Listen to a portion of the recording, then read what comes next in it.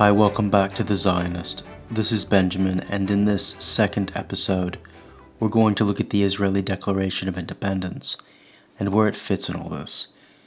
I'm going to read it out for you and explain what certain things in this Declaration of Independence mean. And just a bit of background on this channel, what it's going to be doing going forward. We're going to be looking at different texts within Zionism so that people know what Zionism is and what anti-Zionism actually wants to do to the Jewish people, so we can defend Israel on all sides. The Israeli Declaration of Independence is a good place to start because it's the encapsulation of so many of these ideas that had been really forming over the last century and a half and more before this. But we need a slight bit of background information. So this Declaration of Independence was put forward on the 14th of May, 1948.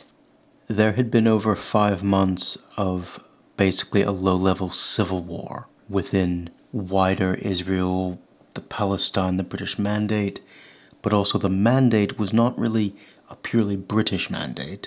This was a League of Nations mandate, the precursor to, you could say, the United Nations, but there was the intervening years of World War II, which made it more complicated.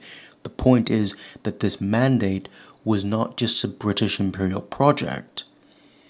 This was a League of Nations project to establish some sense of peace amidst increasing volatility.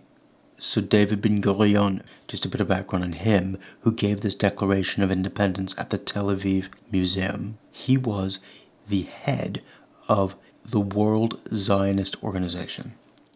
This was founded in 1897 by Theodor Herzl, who we will go into in later episodes. This organization encompassed many of the ideas that grew up into the state of Israel today, and David Ben-Gurion was its head. He was also a founder of the Jewish People's Council, which was basically a state within a state in mandatory Palestine. So the foundations, the roots of the Israeli state were already there. Jewish people were operating a government of their own already. This did not just come in through some type of mythological conspiracy of conquest, as people who hate Israel tend to say.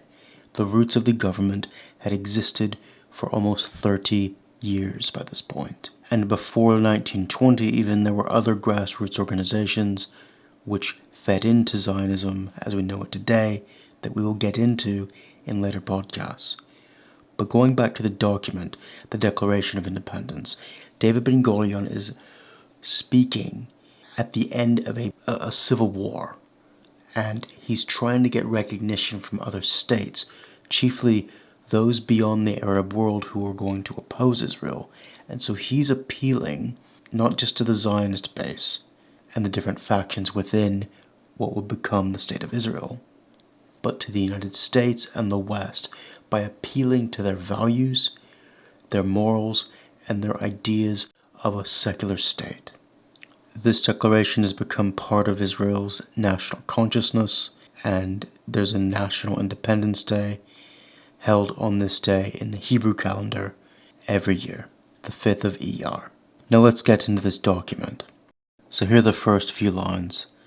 Eretz Israel, that means the land of Israel. Eretz Israel was the birthplace of the Jewish people. Here their spiritual, religious, and political identity was shaped. Here they first attained to statehood, created cultural values of national and universal significance, and gave the world the eternal book of books. Okay, so what he's doing there is he is starting in Hebrew. Eretz Israel, the land of Israel, was the birthplace of the Jewish people. He's saying these people are indigenous. He's referencing that this is not a colonial act. This is an act of liberation. Here their spiritual, religious, and political identity was shaped. So there's a difference between spiritual and religious here. He's appealing to the religious, orthodox factions of Judaism and the spiritual people who understand their Jewish roots, but who are not as religious as many others, but also minorities who practice other religions like the Druze, and there are still Christians in this area as well, and of course the Muslim population. And political identity. So he's saying that the politics of Israel today are an inheritance from the Israel that was there before Rome came. That's significant. Here they first attained statehood. He's echoing back before Rome, created cultural values of national and universal significance. So he's echoing that this is a nation which has given values that are significant on a universal level in reference to the Christian tradition that took its books from the Jewish tradition, and Islam, frankly. The next one. After being forcibly exiled from their land, the people remained faithful to it throughout their dispersion and never ceased to pray and hope for their return to it and for the restoration in it of their political freedom. So he's saying that they didn't have a choice. They didn't leave this land through wanting to leave. They had to. Rome forced Jews out, and later groups like the Byzantines and the Caliphates. They never ceased to stop praying to it. Every Shabbat, every prayer, Jews praying toward Jerusalem, hoping for the restoration of it and of their political freedom. This is an act of liberation. Zionism is an act of liberation. So here's the next paragraph. Impelled by this historic and traditional attachment, Jews strove in every successive generation to re-establish themselves in their ancient homeland. In recent decades, they returned in their masses, pioneers, mapilim, that's Hebrew, mapilim, immigrants coming to Eretz Israel in defiance of restrictive legislation, and defenders. They made the deserts bloom, revived the Hebrew language, built villages and towns, and created a thriving community controlling its own economy and culture, loving peace, but knowing how to defend itself, bringing the blessings of progress to all the country's inhabitants, and aspiring towards independent nationhood.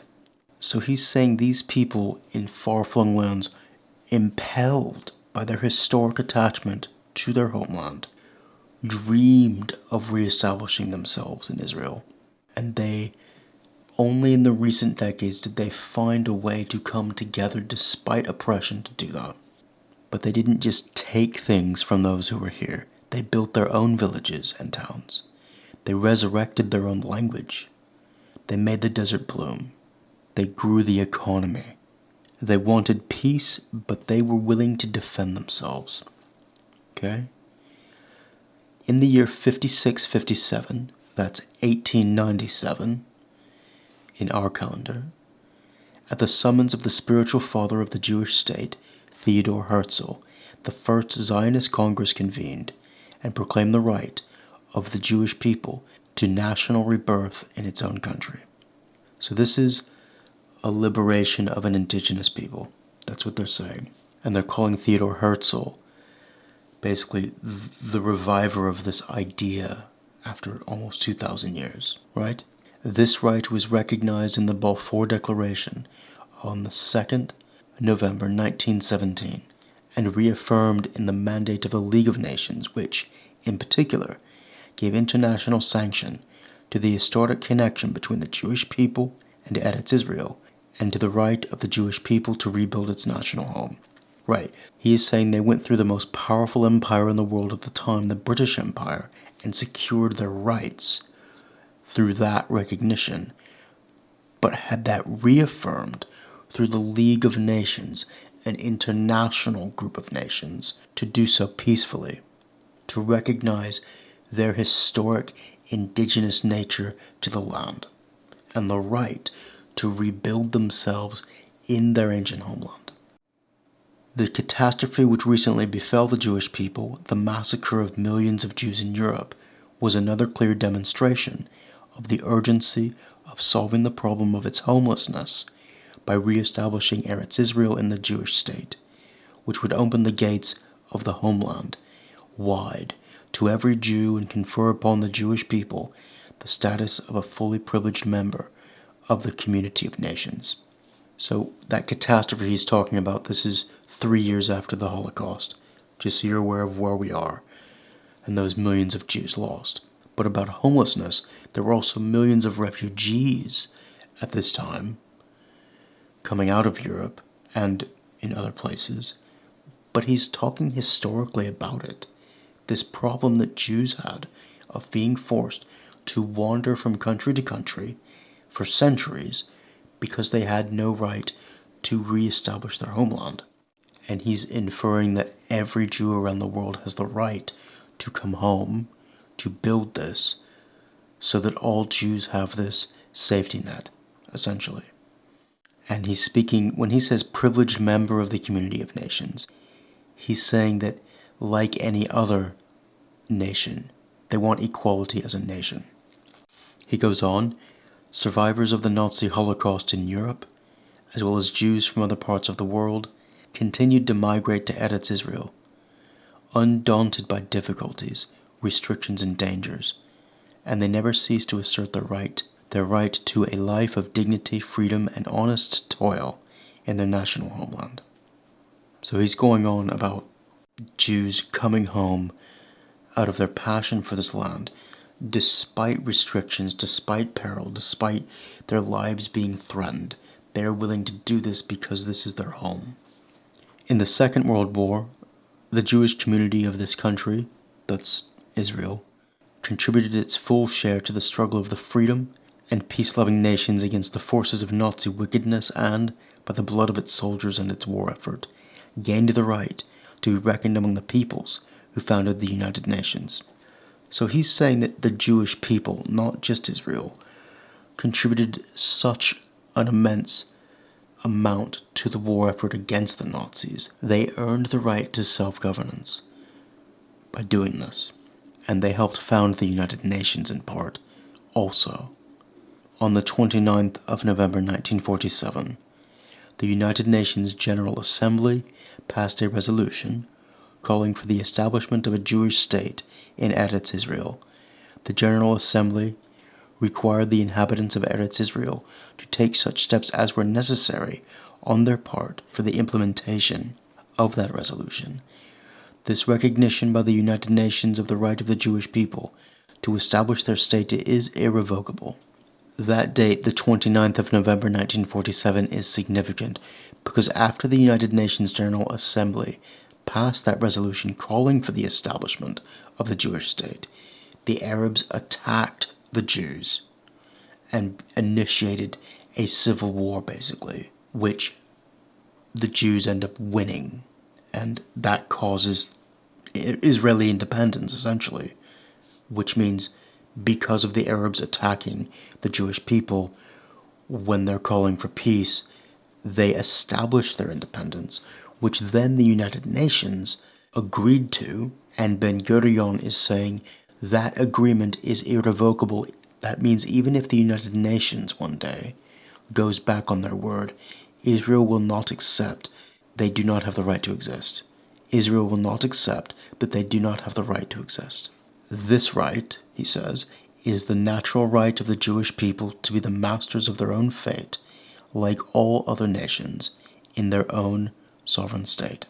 Accordingly, we, members of the People's Council, that's basically the self-governing body that was within the mandate before Israeli independence, representatives of the Jewish community of Eretz Israel and of the Zionist movement, are here assembled on the day of the termination of the British mandate over Eretz Israel, and, by virtue of our national and historic right, and on the strength of the resolution of the United Nations General Assembly, hereby declare the establishment of a Jewish state in Eretz Israel, to be known as the State of Israel.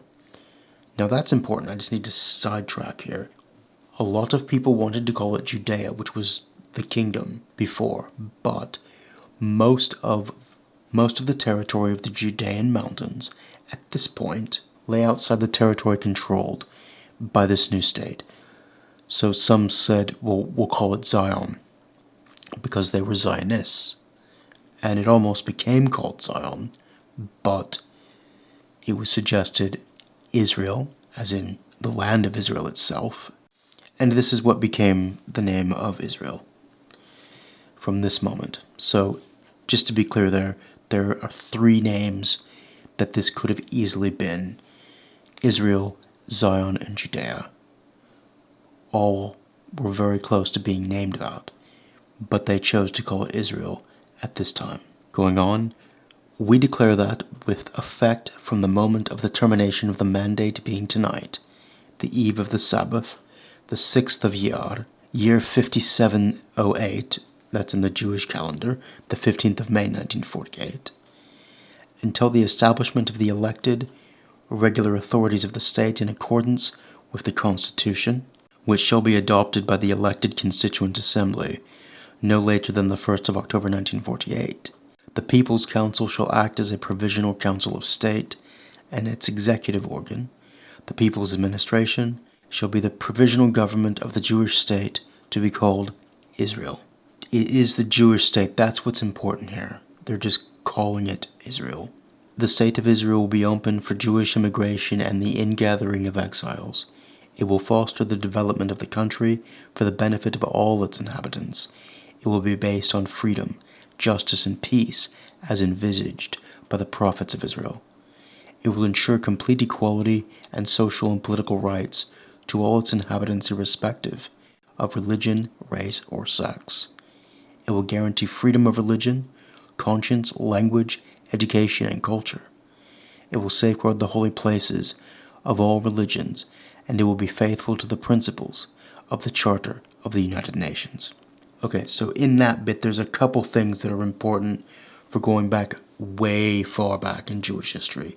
The ingathering of exiles, that's going back to the prophets and the holy writings. All the Jews, according to the old writings, will be coming back to Israel before the Messianic age, basically. And he then mentions the prophets again after saying peace, the prophets of Israel. Okay, so that's tilting his hat toward the religious side, wanting those factions to be happy. But he says the benefit of all its inhabitants, referring to the country, all its inhabitants. He says that twice, indicating to the religious orthodoxy twice that he wants to please them, and indicating to non-Jews that he is on their side as well. This is a place of all religions, and even women, which in the Middle East have basically no rights at this point. He is giving them explicitly equality, which is unheard of at this time in the Middle East. And he's going further.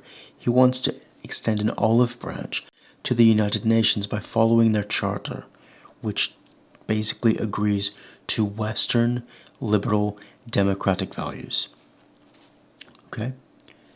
The State of Israel is prepared to cooperate with the agencies and representatives of the United Nations in implementing the resolution of the General Assembly of the 29th of November 1947, and will take steps to bring about the economic union of the whole of Eretz Israel. So he's suggesting, actually, that they want to have a union with the Arabs at this point, some type of co-sharing agreement economically, within a framework built by the United Nations. He's trying everything he can, from the beginning of the foundation of Israel, to establish peace with the Arabs. We appeal to the United Nations to assist the Jewish people in the building up of its state and to receive the State of Israel into the Comity of Nations. We appeal, in the very midst of the onslaught launched against us now for months, to the Arab inhabitants of the State of Israel to preserve peace and to participate in the upbuilding of the state on the basis of full and equal citizenship and due representation in all its provisional and permanent institutions. So even though the Arabs had been attacking them for 5 months, he is offering them peace and to build up an equal citizenship with these Arabs so that they can partake in the institutions of this new state. And now he goes further than just those Arabs within the boundaries of Israel. We extend, he says, our hand, he says, to all neighboring states and their peoples in an offer of peace and good neighborliness, and appeal to them to establish bonds of cooperation and mutual help with the sovereign Jewish people settled in its land, The State of Israel is prepared to do its share in a common effort for the advancement of the entire Middle East. So he could not be more clear here. The foundation of Israel is built off of saying to those within its borders and those around its borders, we just want our land, we want peace, please stop attacking us. Going on, we appeal to the Jewish people throughout the diaspora to rally around the Jews of Eretz Israel in the tasks of immigration and upbuilding, and to stand by them in the great struggle for the realization of the age-old dream, the redemption of Israel. So there have been arguments within Jewish circles about Zionism, off and on, which we'll get to in other episodes. But he's asking Jews to put aside those quarrels and to support the realization of Israel. Placing our trust in the Almighty, we affix our signatures to this proclamation at this session of the Provisional Council of State on the soil of the homeland in the city of Tel Aviv on this Sabbath Eve, the 5th day of Iyar, 5708, the 14th of May, 1948. Thank you for listening. I'm just a guy in a suit. And please remember, as always, to do whatever you can for Israel. Thank you very much for listening.